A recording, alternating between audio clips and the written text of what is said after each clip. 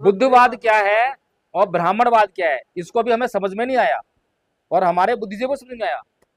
ब्राह्मणवाद है जो चित्त में विकार होते हैं ना, विकार, क्या क्या विकार हैं? काम, क्रोध, मोह, लोभ, द्वेष, तृष्णा, ईर्ष्या, राग, ये विकार हैं। ये जो इनको फ्यूलिंग देता है वो है ब्राह्मणवाद, जो बढ़ावा देता है। समझ लेना ध्यान से। हिंसा करने के लिए बोलता है, नाच गाना करने के लिए बोलता है ना, सारी मौज मस्तियां, ब्राह्मणवाद, ध्यान कर लेना। और एक तरफ है बुद्धवाद। बुद्धवाद क्या कहता है? ये चित्त के विकारों को दूर करो, चित्त को शुद्ध करो। कितना फर्क आ गया। तो जब भगवान बुद्ध जो है अंगुलीमाल डाकू को मारने आते हैं, सुधारने आते हैं? सुधारने आते हैं। केवल बुद्ध की संस्कृति में होता है ऐसा, ब्राह्मण की संस्कृति में होता है नष्ट करना। उनके पास कोई ऐसा उदाहरण नहीं है जो सुधारने का हो, हत्याएं करने का तो है। ठीक है, तो अब हमारे समाज का बुद्धिजीवी क्या कहता है?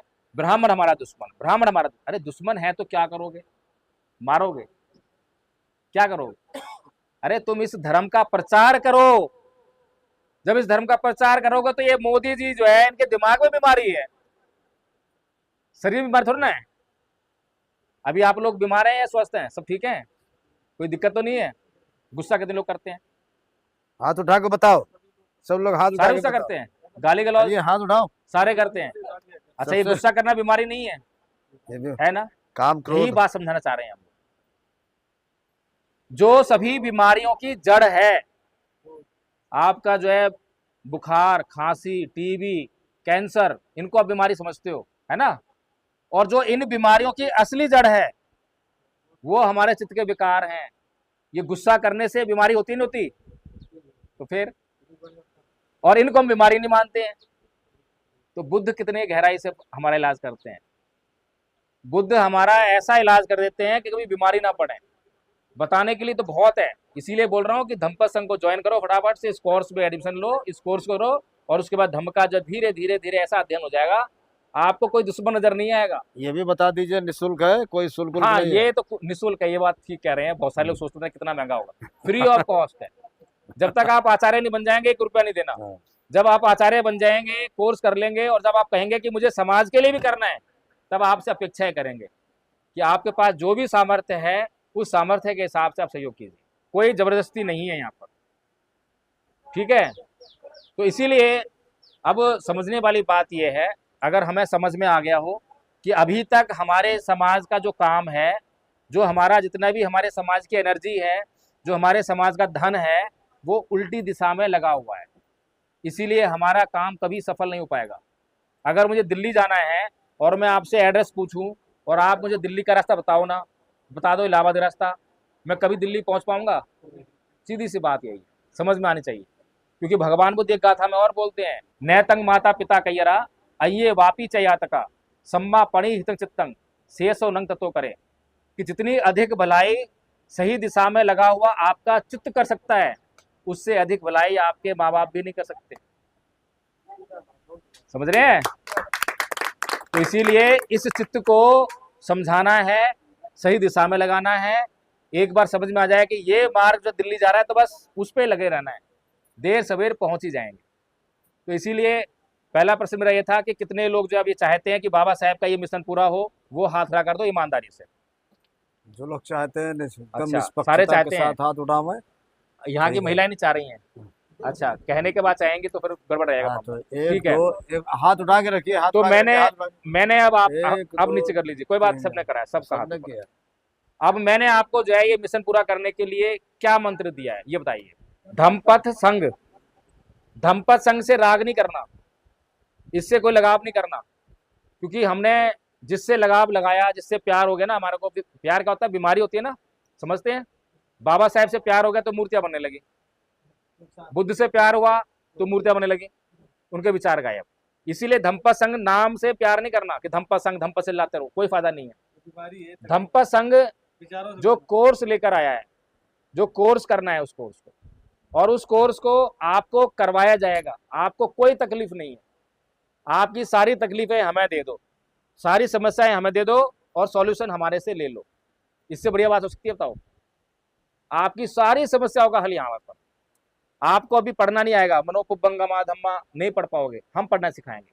आपने कुछ नहीं करना, बस मीटिंग ज्वाइन करनी है। सुबह, दोपहर और शाम आपके लिए अभी 3 टाइम मीटिंग रखी है।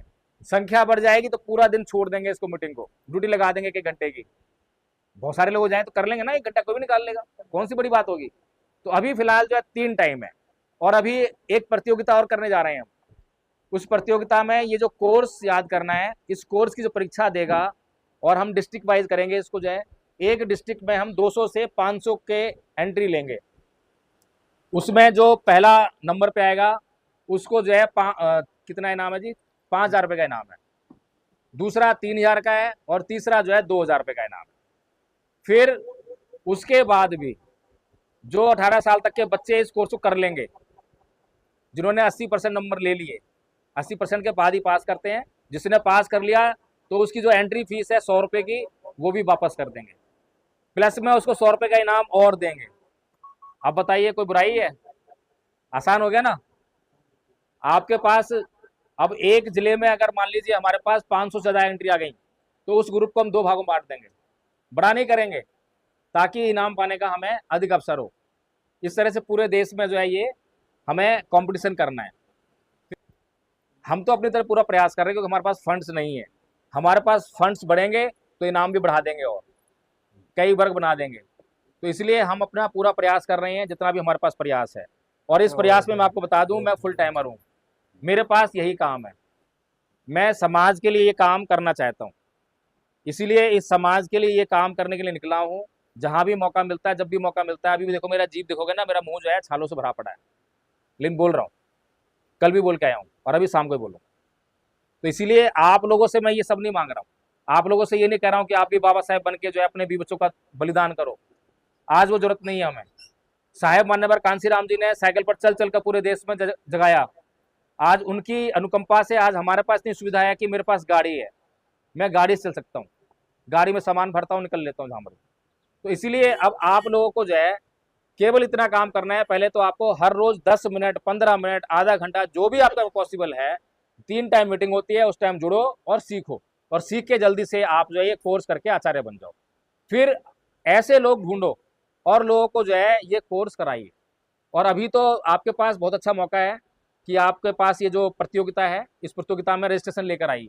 एक आदमी जो है 100 लोगों का जिम्मेदारी अपने ऊपर ले लो, कोई नुकसान तो किसी को है नहीं। और 18 साल के बच्चों को तो रजिस्ट्रेशन भी वापस हो रहा है, डबल वापस हो जाएंगे। अगर घर से जो है कोई माँ बाप ने भी कर लिया है और उन्होंने अगर पास कर लिया, तो माँ बाप की भी आ जाएगी वापस जो पेमेंट। ठीक है, तो सभी लोग कोर्स करेंगे भी ये है। चलिए, किसी का कोई सवाल हो, कोई आपत्ति हो कि मैंने किसी धर्म के खिलाफ कुछ बोला हो या किसी को कुछ बुरा लगा हो, तो वो अपनी बात कर सकते हैं। कोई सवाल है किसी का?